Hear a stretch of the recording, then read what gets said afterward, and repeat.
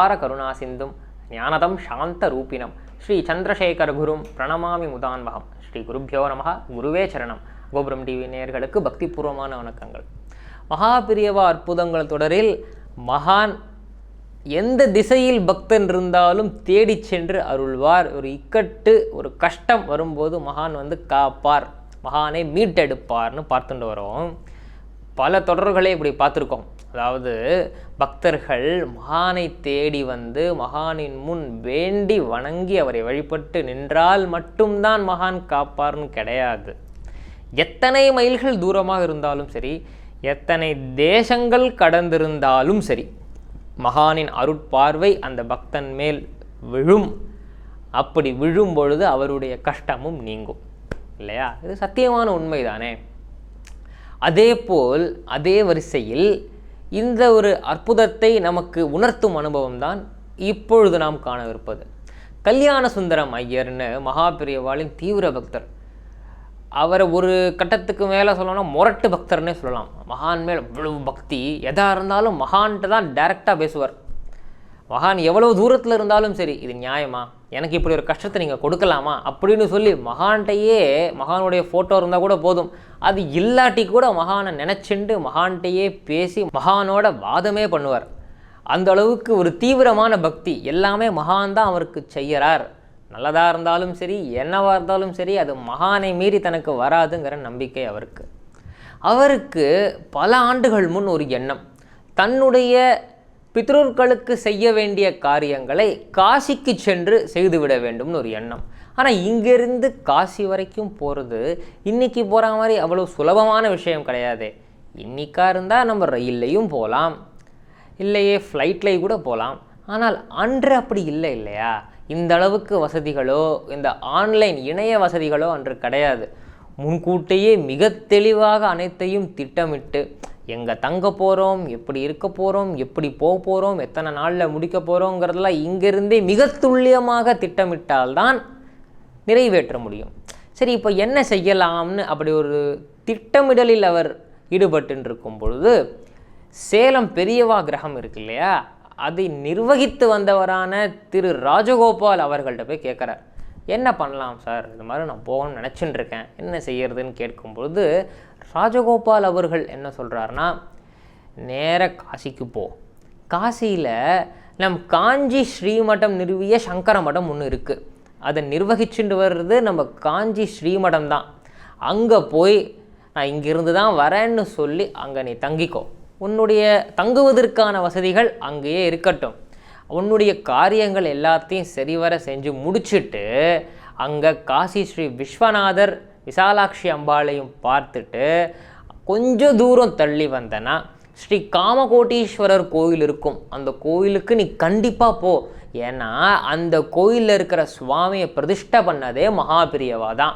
அதனால் காசிக்கு போனால் இதையும் விட்டுடாமல் எல்லா சுவாமியும் பார்த்துட்டு வந்துடுன்னு தெளிவாக ஒரு பிளான் போட்டு அங்கே போய் எங்கே தங்கணும், யாரை பார்க்கணும், எந்தெந்த கோவில்களுக்கெல்லாம் போகலாம், என்னென்னைக்கு போகலாம்னு ஒரு டீட்டெயில்டாக ஒரு பிளான் போட்டு கொடுத்துட்டார் நம்ம ராஜகோபால் அவர்கள். ராஜகோபால் மாமா என்ன சொன்னாரோ அதை கேட்டுண்டு இங்கேருந்து குடும்ப சகிதமாக இவர் காசிக்கு புறப்பட்டு போயிட்டார். அப்படி காசிக்கு புறப்பட்டு போனவர் என்னென்ன செய்ய வேண்டுமோ கர்ம சிரத்தையாக எல்லாத்தையும் பண்ணுறார். அவர் தங்குவதற்கான வசதிகளை அங்கு உள்ள ஸ்ரீமடம் சங்கர மடத்தில் இருப்பவர்கள் கவனித்துக் கொள்கிறார்கள். அங்கே போய் குடும்பத்தோடு தங்குறார். எல்லா கோயில்களுக்கும் போகிறார், எல்லா சுவாமியும் பார்க்குறார். ரொம்ப சரிவர அவர் எப்படி பிளான் பண்ணாரோ, எப்படி திட்டமிட்டு இருந்தாரோ அப்படியே எல்லா காரியமும் நடந்துட்டு வருகிறது. அவருக்கும் ஒரு ஆனந்தம். இப்போ என்ன பண்ணுறார், நேர எல்லா கோயிலையும் முடிச்சுட்டு காமகோட்டீஸ்வரர் கோயிலுக்கு போகிறதுக்காக உள்ளே வரார். அப்படி உள்ள ஃபேமிலியோடு அப்படி குடும்பமாக உள்ளே வரார். அப்பொழுதெல்லாம் இன்றைக்கி இருப்பது போல் அந்த ஏடிஎம் கார்டெலாம் கிடையாது இல்லையா? அதாவது இன்றைக்கி நாம் எங்கே போனாலும் கையில் ரூபாய் நோட்டுகளை கட்டுக்கட்டாக வச்சுன்னு இருக்கணும்னு அவசியம் கிடையாது. எல்லாத்தையும் கார்டில் வச்சுக்கிறோம். நம்முடைய அந்த பயணச்சீட்டு, ரயில்வே டிக்கெட் முதற்கொண்டு எங்கே போகிறோம், எங்கே தங்குறோம், எங்கே வரோம், நம்மளுடைய அந்த ஐடென்டிட்டி ப்ரூஃப் எல்லாத்தையுமே இன்றைக்கி கையில் வச்சுக்கணும்னு அவசியம் கிடையாது. எல்லாத்தையுமே சாஃப்ட் காப்பியாக ஃபோனில் வச்சுக்கிறோம். ஆக நாம் தூக்கி கொண்டு போகும் விஷயங்கள் குறைந்து வருகிறது. ஆனால் அன்றைக்கி அப்படி இல்லையே. ஒரு ரூபாயாக இருந்தாலுமே எல்லாத்தையுமே கையில் வச்சுக்கணும்.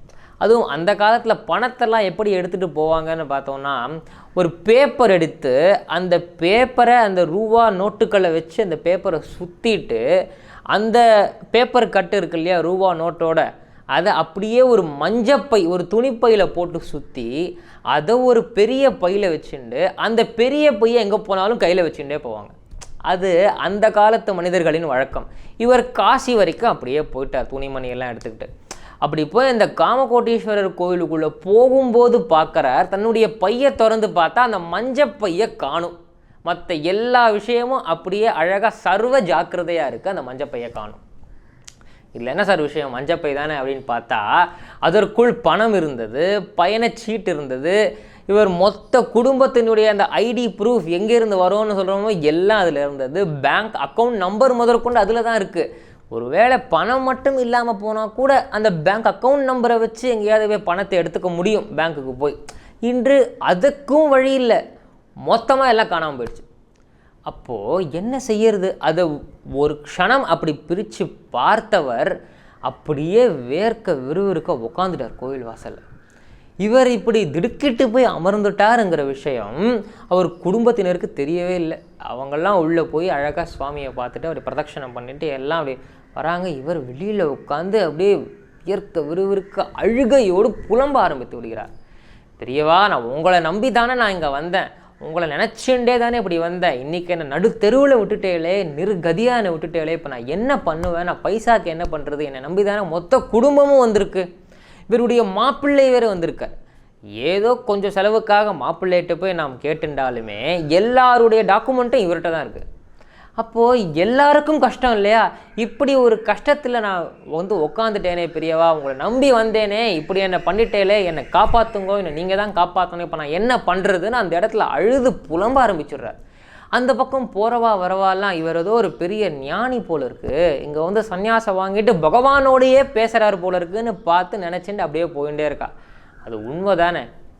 அவர் ஞானியோ சன்னியாசியோ குடும்பஸ்தரோ அவர் பகவானோட பேசுகிறது ஏதோ உண்மை தானே? மகான்கிட்ட தானே பேசின்னு இருக்கார், தன்னுடைய கஷ்டத்தை சொல்லின்னு இருக்கார். மகானுக்கு நம்முடைய கஷ்டங்கள் தெரியாதா? இப்போ சில பேர் கேட்கக்கூடும், மகான் எல்லாமே தெரிஞ்சவர், சகலமும் உணர்ந்தவர், அப்புறம் எதுக்காகவும் கஷ்டத்தை போய் மகான்கிட்ட சொல்லணும், அவர் தான் எல்லாம் தெரிஞ்சவராச்சே. ஆனாலும் நம்முடைய கஷ்டத்தை எந்த இடத்தில் சொன்னால் யார் கேட்பார்களோ அங்கே தானே சொல்ல முடியும். நம்மளுடைய கஷ்டத்திற்கு சம்பந்தமே இல்லாத ஒருத்தர்கிட்ட போய் அதை சொல்ல முடியுமா? ஆறுதல் கூற முடியாத ஒருத்தர்கிட்ட போய் அதை சொல்ல முடியுமா?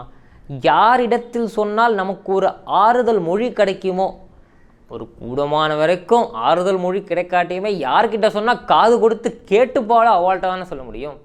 ஆக இவரும் மகான்கிட்ட சொல்கிறார், மகானை திட்டுறார், மகானே நினச்சிட்டு புலம்புறார், இப்படி நான் ஆயிட்டேனே, நான் என்ன பண்ணுவேன். அப்படியே 2 மணி நேரம் ஆயிடுது. அதற்குள் இவருடைய குடும்பத்தினர் அப்படி உள்ளே போய் காமகோட்டீஸ்வர சுவாமியை தரிசனம் பண்ணிட்டு வெளியிலேயும் வந்தாச்சு. என்ன அப்பா புலம்பின்னு இருக்கார், தனியாக உட்காந்துட்டு இருக்காருன்னு பார்த்தா இவர் சொன்ன கதையை கேட்டதுமே எல்லாரும் ஷாக் ஆகிட்டா, அப்படி ஸ்தம்பிச்சு போயிட்டா. இப்போ என்ன பண்ணுறது? இங்கேருந்து தங்கி இருக்கிற இடத்துலேருந்து ஸ்டேஷன் போனோன்னா கூட காசு வேணும், அதற்கு கூட பணம் இல்லை. மொத்த பணத்தையும் அந்த மஞ்சப்பையில் வச்சு தொலைச்சாச்சு. எங்கே விட்டேன்னு தெரியலையே, எங்கே போச்சு தெரியலையேன்னு ஒரு பதபதப்போட அந்த பெரியவர் நினச்சிட்டு இருக்கும் பொழுது அந்த இடத்தில் அவ்வளவு இரைச்சல், அவ்வளவு கூட்டம், போகிறவா வரவா ஜாஸ்தி. காசி நமக்கு தெரியாதா, எப்போவுமே பரபரப்பாக இருக்கிற ஊராச்சே. அந்த இடத்தில் இவர் அமர்ந்திருந்த அந்த கோயில் வாசலுக்கு அப்படி நேர் எதிர்க்க மறுபுறத்தில் ஒரு ரிக்ஷா நிற்கிறது. அந்த ரிக்ஷாவுக்கு பின் யாருமே கிடையாது. அந்த ரிக்ஷாவை ஓட்டிண்டு வந்தவர் இருக்கார் இல்லையா, அவர் ஒரு சாதாரண லுங்கி கட்டிண்டு ஒரு கிழிஞ்ச சட்டையை உடன் இருக்கார். அந்த ரிக்ஷாவின் சொந்தக்காரராக அவர் இருக்கக்கூடும்னு அவரை பார்த்தா தெரியுது. அவர் என்ன பண்ணார், அந்த பக்கம் அப்படி குதித்து இறங்கினார். அந்த ரிக்ஷாக்காரர்களுக்கே இருக்கும் அந்த பாணி இல்லையா, அப்படி குதித்து இறங்கி இந்த பக்கம் விறுவிறுவிறு நடந்து வந்தார். விறுவிறுவிறு நடந்து வந்துட்டு வேற எங்கேயுமே பார்க்கல, தெரிஞ்ச மாதிரி நேரம் அந்த கல்யாண சுந்தரம் ஐயர்கிட்டே வந்தார். நம் கல்யாண சுந்தரம் அவர்களை பார்த்ததுமே அவருடைய கையை நீட்டி துமாரா ஹே கியா அப்படின்னு சொல்லி வச்சுட்டார் அவர் கையில்.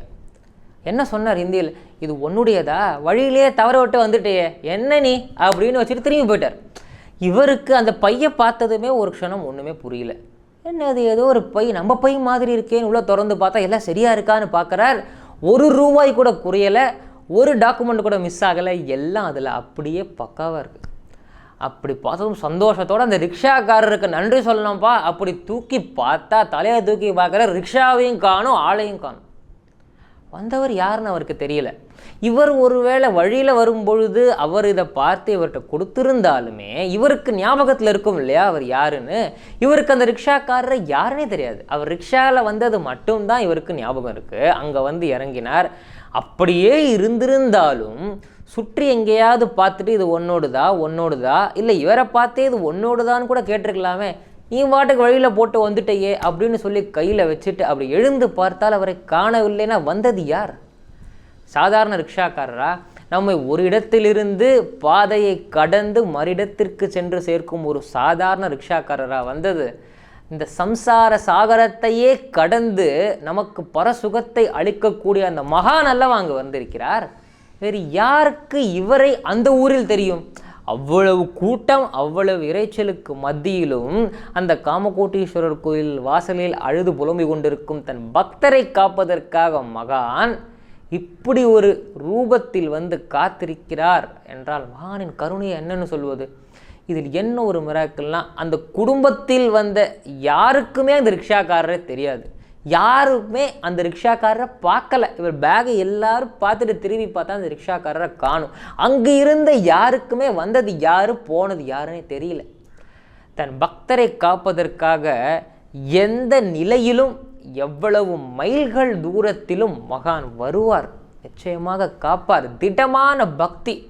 எவ்வளவு கஷ்டம் வந்தாலும் சரி, கஷ்டம் அதிகமாக ஆக மகானின் பதங்களை நாம் இறுக பற்றி கொண்டோம் என்றால் அந்த கஷ்டம் கரையும் போது நம் சோதனைகள் சாதனைகளாக மாறும் என்பதில் சற்றும் சந்தேகமே கிடையாது. சக்ருத் ஸ்மரண மாத்திரேன பவரோக விநாசகே சந்திரசேகர பாதாப்ஜே வாசேதாம் ஹிருதிமே சதா.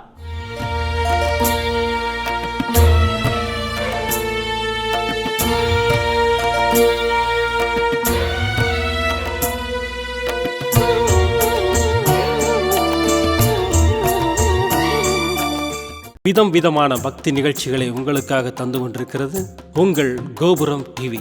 உங்களுக்கு பிடித்த நிகழ்ச்சிகளை லைக் செய்யுங்கள், உங்களுக்கு பிடித்த மாணவர்களுக்கு ஷேர் செய்யுங்கள். மேலும் சப்ஸ்கிரைப் செய்வதோடு மட்டுமல்லாது அருகில் இருக்கும் பெல் பட்டனை கிளிக் செய்து கோபுரம் டிவி நிகழ்ச்சிகளை உடனுக்குடன் தெரிந்து கொள்ளுங்கள்.